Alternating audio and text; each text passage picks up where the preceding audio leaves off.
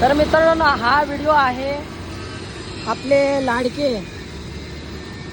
माननीय महापौर आणि दुसरे आपले लाडके माननीय उपमहापौर ह्यांच्यासाठी हा व्हिडिओ आहे। तर साहेब, तुम्हाला एवढंच सांगणं आहे की जी रिक्षा आहे, रिक्षामध्ये साहेब तुम्ही एकदा जे माननीय महापौर आहेत आणि माननीय उपमहापौर आहेत त्यांनी रिक्षामध्ये एकदा प्रवास करून बघावे।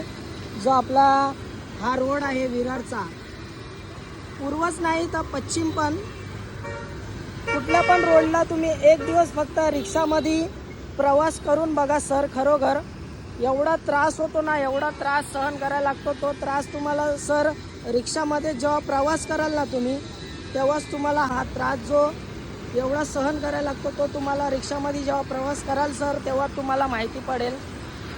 खरोखर एकदा रिक्षामध्ये प्रवास करून बघा, विरार स्टेशन ते हायवेपर्यंत जाऊन बघा आणि परत येताना पण तुम्ही रिक्षामध्ये जो तुम्हाला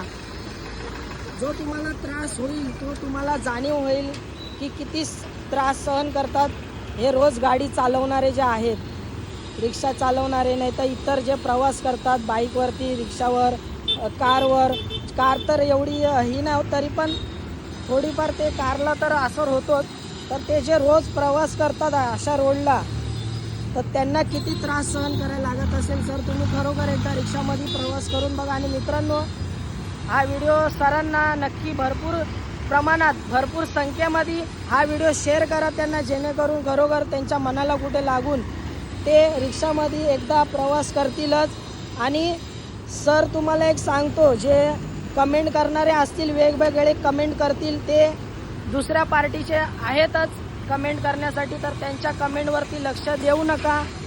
जे तुमचं काम नाही ते पण काम तुम्ही करून बघा एकदा। खरोखर स्वतःहून तुम्ही हे काम करून बघा एकदा, रिक्षातून खरोखरच फिरून बघा किती त्रास सहन करायला लागतो सगळ्यांना। रोजच त्रास सहन करा। फक्त तुम्ही एक दिवस रिक्षामध्ये प्रवास करून बघा सर, खरोखर खूप त्रास सहन करायला लागते।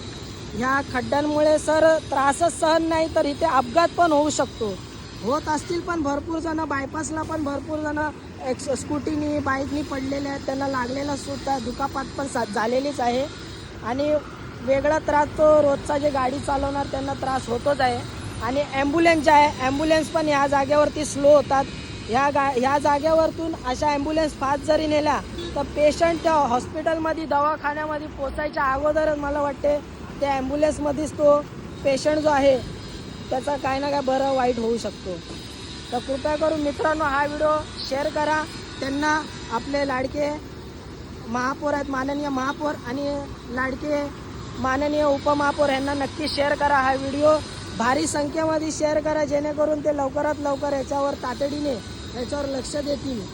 कृपया करून सर, खरोखर जे कमेंट करतील वेगवेगळे त्याच्यावरती लक्ष देऊ नका, कारण ते कमेंट करणारे दुसऱ्या पक्षाचेच असतील। त्यांच्या कमेंटवरती लक्ष देऊ नका। फक्त तुम्ही जे काम आहे ते करा। ते लोक बोलतीलच की हे तुमचं काम नाही आहे, उगाचच काम करतात असं ते कमेंट करतील, पण त्यांच्या कमेंटवरती अजिबात लक्ष देऊ नका। टोमणे मारणारे भरपूर असतात। तर कृपया करून हा व्हिडिओ शेअर करा मित्रांनो, जेणेकरून हे लवकरात लवकर लक्ष देतील। व्हिडिओ बघितल्याबद्दल धन्यवाद। शेअर करायला विसरू नका।